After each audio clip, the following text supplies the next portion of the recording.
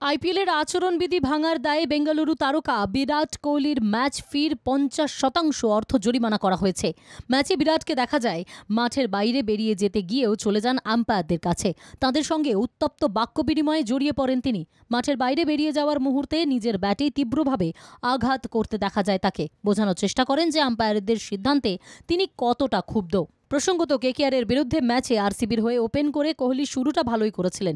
2 ছয়, একটি 4ও মারেন। কিন্তু এই সময় হর্ষিত রানার একটি ফুল টস তাঁর ব্যাটে লেগে উঠে গেলে তা ধরে ফেলেন রানা। কোহলির দাবি ছিল বলটা তাঁর কোমরের ওপরে ছিল, তাই সেটা নো বল। কারণ ক্রিকেটের নিয়ম অনুযায়ী ফুল টস বল যদি ব্যাটারের কোমরের ওপরে থাকে তবে সেটা নো বল হয়। এরপর আম্পায়াররা থার্ড আম্পায়ারের সাহায্য নেন। থার্ড আম্পায়ার স্পষ্ট দেখিয়ে দেন রানার বল যখন কোহলি মেরেছেন তখন তিনি স্ট্রাইকিং জোনের নির্দিষ্ট রেখার বাইরে এগিয়ে এসেছিলেন।